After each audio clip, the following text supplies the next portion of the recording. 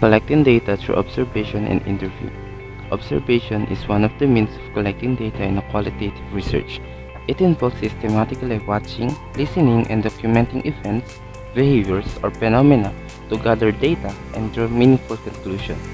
Researchers employ this method to directly witness and record real-world occurrences, allowing for an in-depth understanding of natural behaviors and contexts within a specific research context. There are two major types of observation: the participant observation and the direct or non-participant observation. The first one is participant observation. In this method, the researchers actively engage in the settings or context being studied, becoming a participant while also observing. This immersive approach allows the researcher to gain insider perspectives, understand social dynamics, and capture nuanced details that might be missed through other methods. However, it requires careful consideration of the researcher's role and potential impact on the observed setting.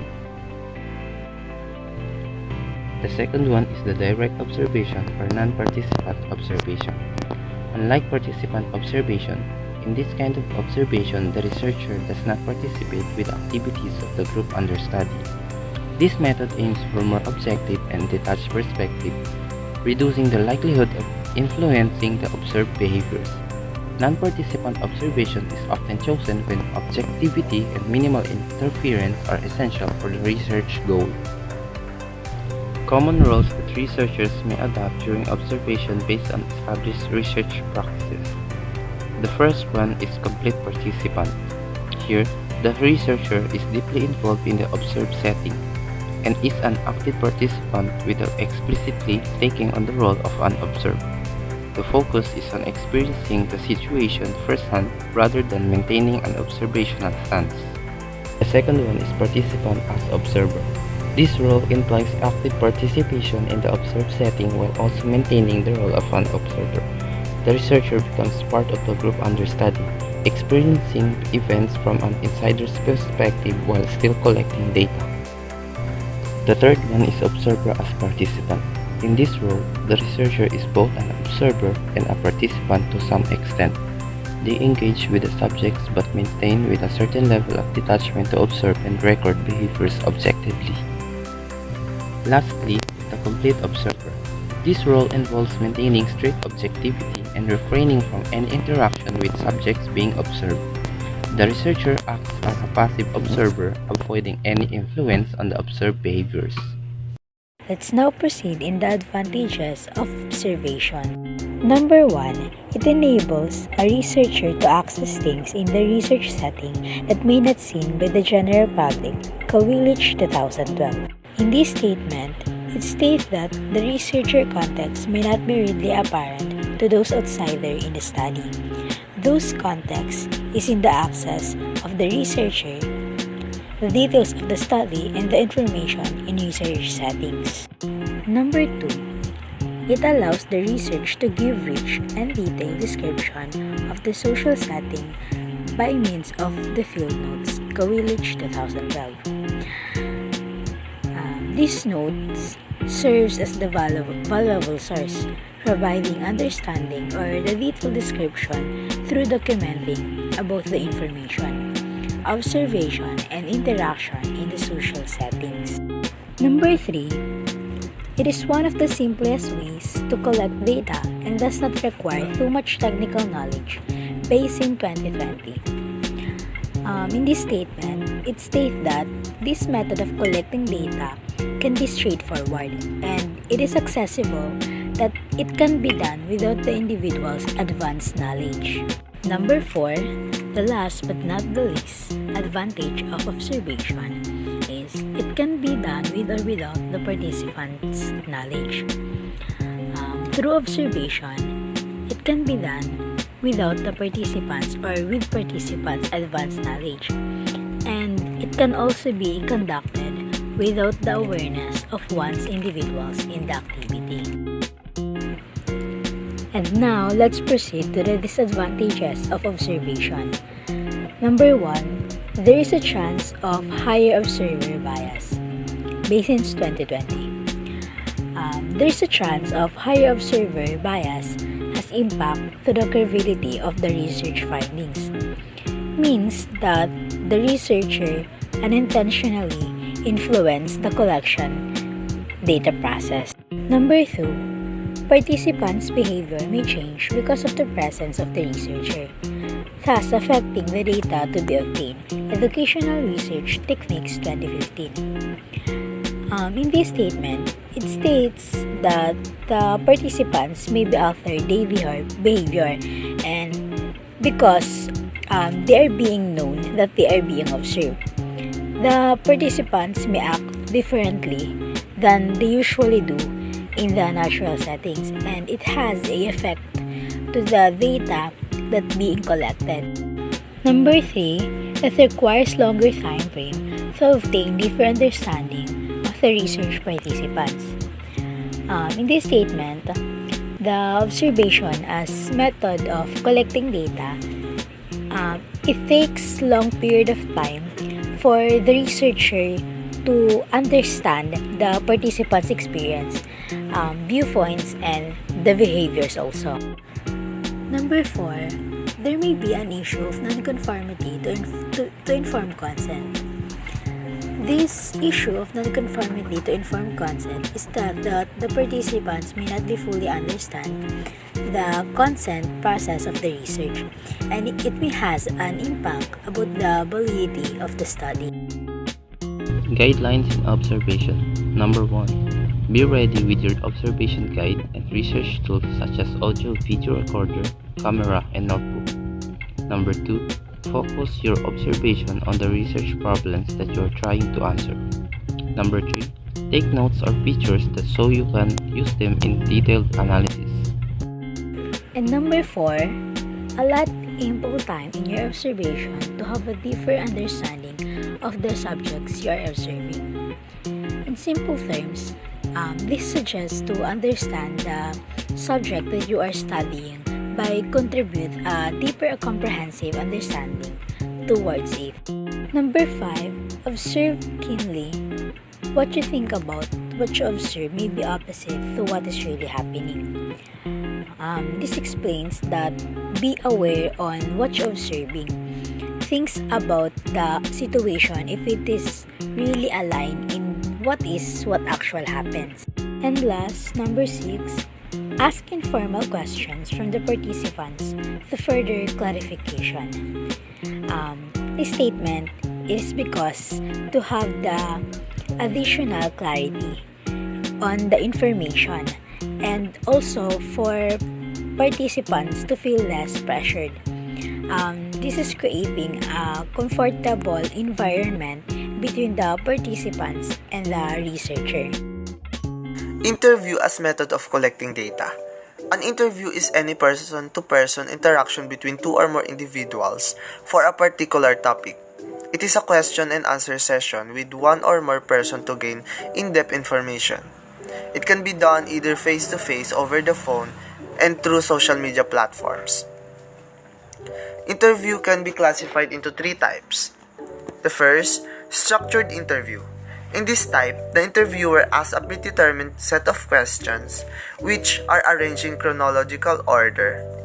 The interviewee answers each question from a list of options.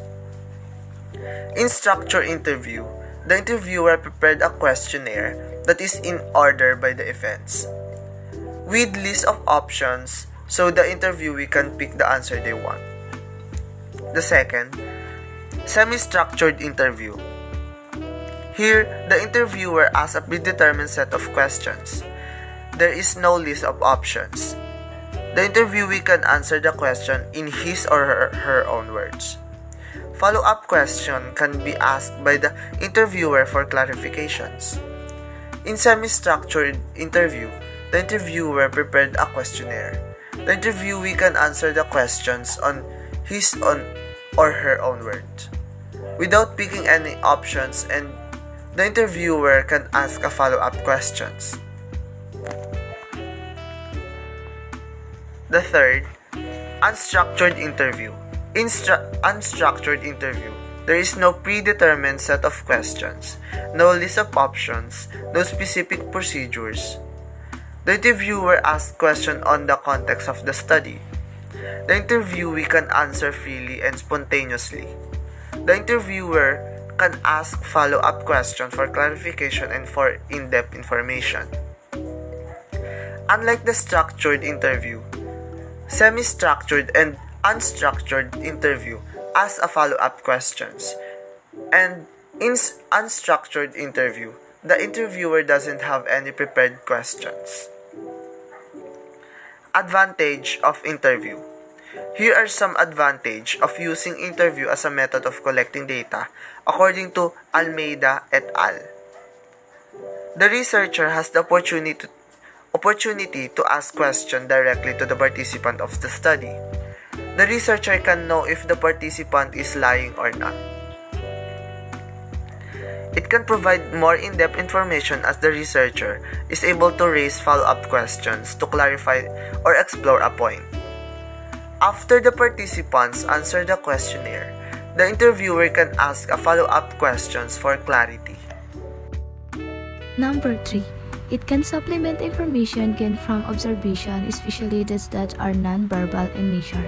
Non-verbal communication can be just as important as verbal communication, and sometimes even more so.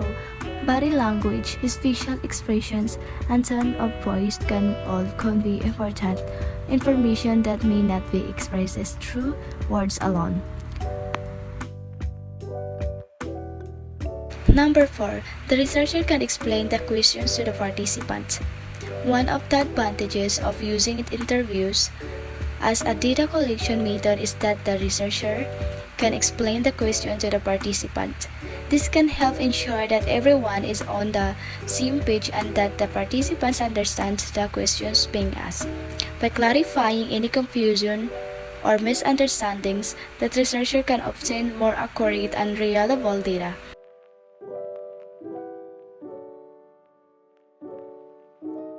Number 5. It has a wider application since it can be done with younger to older type of population. Interviews have a wider application since they can be conducted with a wide range of populations. From younger to older individuals, this makes interviews a versatile data collection method that can be used in many different research contexts. Now let's proceed on disadvantage of interview. Number 1, it can be time-consuming for a researcher and the interview. Yes, that's definitely disadvantage of using interviews as a data collection method. Interviews can be time-consuming for the researcher and the interview, especially if a large number of participants are involved. The researcher must spend time preparing for the interview, conducting the interview, and analyzing the data obtained.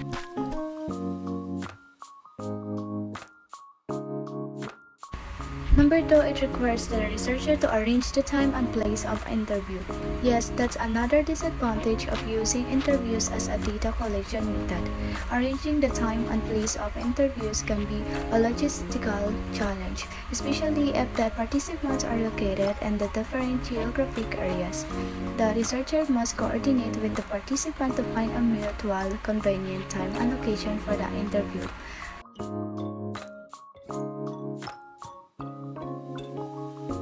A limited number of people can be interviewed due to time restrictions. That's definitely a challenge. But I'm curious, what kind of interviews are you conducting? Are they for a job, a research project, or something else? Maybe there are ways to optimize the process or prioritize the most important interviews. When time is limited for interviews, it's important to make the most of that time you have. Therefore, the data obtained from the limited number of participants may not reflect the views of a wider population. In research, it's important to collect data that are representative of the population you're interested in studying. This means that you want to make sure that the people you're recruiting to participate in your study are similar to the people you want to generalize your findings to. Guidelines in conducting an interview. Here are some guidelines in conducting an interview according to Iswaramurthy and Zarin Push. Be professional. Arrive on time. Introduce yourself and establish your rapport with your interviewees. Arrive on time. You are the one needed their answers, so don't be late on the given time. Explain what your research is about, how important their role is in the study, and how long the interview will last. The interviewee will base their answer in the research, and it's their rights to know. Postpone the interview in case the participant is not available during the interview schedule. Just like what I said second ago, you are the one that needed their answers, so reschedule on the time the participant is free. Inform your participants about the flow of the interview, so the participants will know what they will do when answering the questions. When using audio-video recorder, ask for the participants' consent. You need to ask them first if you will record them because it's their rights to agree or not. Number 6. Allow the participants to ask clarifactory questions. Allowing participants to ask clarifactory questions is a great way to ensure that everyone is on the same page and that there are no misunderstandings. Number 7. Be mindful of the tone of your voice and the use of language so as not to offend or hurt the participants. Remain neutral when the participants are sharing their thoughts, opinions, or experiences. Number 8. Only ask for related questions to finish on time. Yes, that's a good point to keep in mind when conducting interviews. It's important to only ask questions that are related to the topic of the study to ensure that the interviews stay on the track and finishes on time. Number 9. Make sure to record properly. Take notes and use a voice recorder so that you will have a reference if in case you miss details of the interview. Yes, recording the interview properly is crucial to ensure that the researcher has a reference if they miss any details. And the number 10, at the end of interview, see to it that all questions were asked. Tell them how you are going to use the data you obtained from the interview. Do not forget to thank that participant. Yes, it's important to make sure that all questions are asked and that the participant has had the opportunity to share their thoughts and experiences.